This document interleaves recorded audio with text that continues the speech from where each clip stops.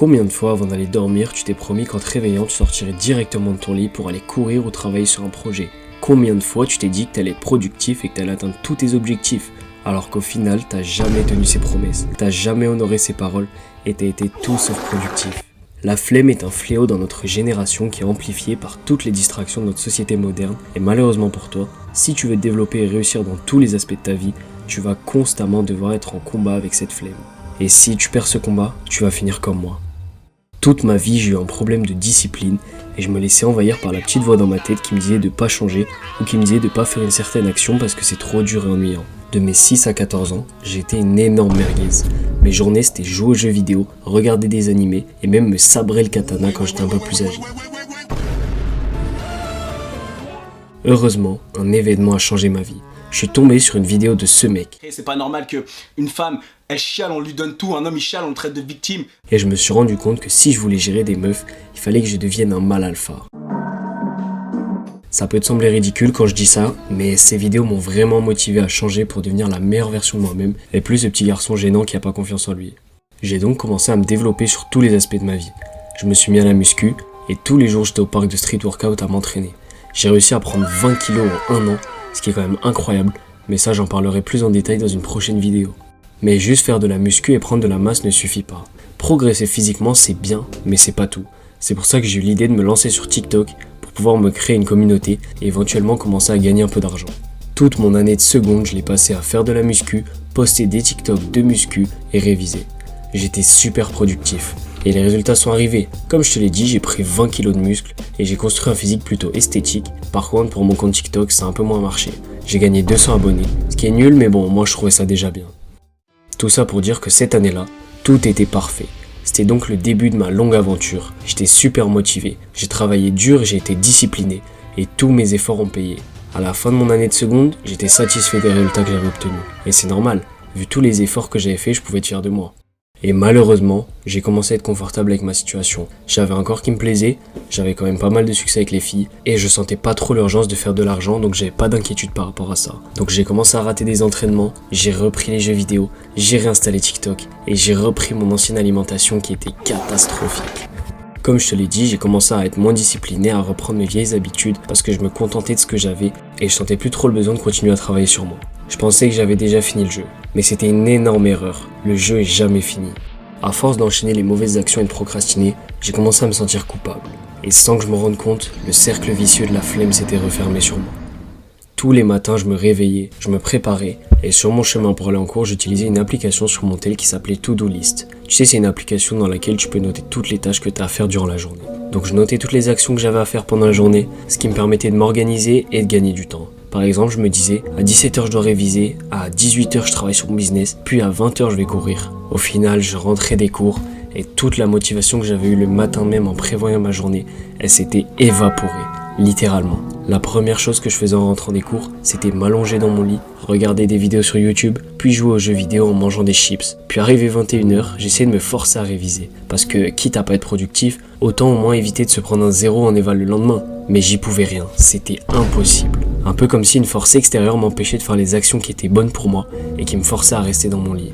Tu te doutes bien qu'après une soirée comme ça, le mood que t'as en allant te coucher est pas le meilleur. Je me rappellerai toute ma vie de cette sensation. C'était une des pires que j'avais jamais ressenties. Je me sentais sale de pas honorer mes promesses. Je me dégoûtais littéralement. Je savais que ce que je faisais était mauvais pour moi, mais j'étais pas assez fort pour m'en empêcher. Donc ma conscience me le faisait payer avec un mélange de haine et de dégoût. Le lendemain, j'arrivais en cours avec une confiance en moi négative. J'avais encore perdu une journée de ma vie. Je me sentais comme une merde. Et le pire dans tout ça, c'est qu'au fond de moi, je savais très bien que j'étais pas venu au monde pour ça. Je pouvais pas continuer. C'était impossible. Je destinais à quelque chose de grand. Comment je peux m'abaisser à ça?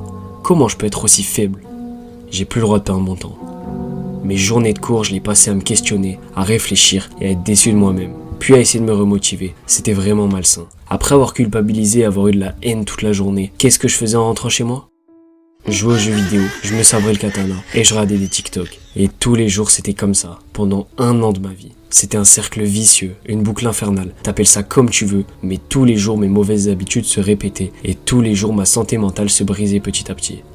Ce cercle vicieux, c'est le plus gros danger pour un homme ambitieux. Si t'es quelqu'un qui a de gros objectifs et qui veut être la meilleure version de toi-même, tu seras forcément confronté à des périodes difficiles comme celle-là. Et tu dois tout faire pour ne pas te noyer dans cette tempête, parce que t'as tellement à y perdre. Premièrement, si tu traverses la même période que moi durant mon année de première, la pire chose qui va t'arriver, c'est que tu vas perdre énormément de temps. Comme je te l'ai dit, c'est une boucle, donc une situation qui se répète indéfiniment. Malheureusement, tu vas perdre ta ressource la plus importante, le temps. Et c'est la seule chose que tu peux pas gagner, que tu peux pas récupérer si tu l'as perdu, et que tu peux pas non plus échanger comme si c'était de l'argent. Le temps que tu vas perdre en procrastinant, c'est du temps avec lequel tu aurais pu faire énormément de choses. Mais c'est du temps perdu que tu ne récupéreras jamais. En plus de te faire perdre ton précieux temps, le cercle vicieux de flemme va détruire ta santé mentale. À force d'enchaîner les mauvaises actions et de remettre à plus tard celles qui sont bonnes pour toi et qui te permettent d'atteindre les buts que tu t'es fixés, tu vas commencer à déprimer, tu vas être déçu de toi-même et tu vas avoir honte de toi. Alors que la honte, c'est la pire énergie que tu puisses avoir. Quand t'es en colère, quand t'as la haine ou quand t'es triste, c'est des énergies que tu peux utiliser pour être productif. C'est pour ça que la plupart des mecs, après s'être fait quitter, vont à la salle. Ils utilisent les émotions négatives pour en faire des actions positives. Mais là, qu'est-ce que tu veux faire avec du dégoût, de la culpabilité? Tu peux absolument rien en faire. Et le pire dans tout ça, c'est que ces émotions vont détruire ta santé mentale, ton estime de toi et même ton envie de réussir. Au début de mon année de première, j'étais un gars plein d'énergie, rempli par la fougue de la jeunesse et super confiant. Alors qu'à la fin de l'année, j'étais devenu un genre de zombie, plein de doutes, plein d'insécurité et qui a zéro estime de lui. J'ai fait une erreur durant ma période de grosse flemme et c'est à cause de cette erreur que je suis resté bloqué aussi longtemps.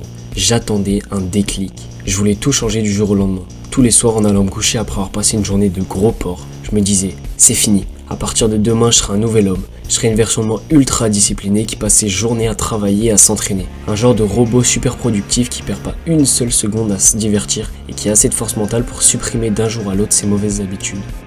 Mais tu te doutes bien que ça marche pas comme ça. Un aussi gros changement peut pas se faire en un seul jour. Je suis le premier qui aurait kiffé faire une scène comme dans Rocky qui se regarde dans le miroir, qui a ce déclic qui lui fait avoir la rage de vaincre d'un jour à l'autre. Ce serait tellement plus stylé. Mais changer de mode de vie et de mentalité pour devenir une machine, c'est quelque chose qui prend beaucoup de temps, de patience et de discipline. Pour sortir du cercle vicieux de la flemme, il va falloir t'y prendre petit à petit. Sois chaque jour un peu plus productif que la veille. Commence juste par sortir de chez toi pour aller marcher, sans musique ni écouteurs. Juste toi et tes pensées. Puis le lendemain, fais une séance de sport. 45 minutes suffisent. Puis travaille 1 heure sur un projet, et ainsi de suite. Chaque jour, fais quelque chose de plus que la veille, jusqu'à ce que tes journées soient comblées de bonnes actions. Si tu vas en douceur, ton cerveau de gros flemmard pourra même pas remarquer que tu fais des efforts. Et en plus de ça, les chances pour que tu retombes dans tes vices sont quasiment nulles, parce qu'en faisant un peu plus d'efforts chaque jour, tu laisses le temps à ton esprit de se discipliner, et tu diminues les risques de faire un mini burn-out comme tu pourrais le faire si tu veux passer de ta routine habituelle à la routine de ce mec. Maintenant que t'es sorti de ce cercle vicieux, c'est bien, je suis content pour toi, mais comment est-ce que tu fais pour plus jamais retomber dedans? C'est très simple. Souviens-toi d'où tu viens. Est-ce que tu penses que quand je regarde mes premières vidéos sur YouTube, salut à tous et à toutes, j'espère que vous allez bien. Les vidéos d'un gosse de 9 ans qui rêve de réussir sur YouTube, j'ai la flemme de monter cette vidéo? Est-ce que tu penses que quand je regarde ce garçon faire du shadow pour la première fois, j'ai la flemme de m'entraîner? Non. Dès que je me remémore les efforts que j'ai faits pour en arriver là, et les promesses que je me suis faites au début de mon évolution, ça me donne de la force. Ça me donne la force qu'il faut pour pas reprendre mes mauvaises habitudes, ça me donne la force qu'il faut pour endurer les moments difficiles, et ça me donne la force de me donner à fond, et de rien lâcher tant que j'ai pas ce à quoi je suis destiné.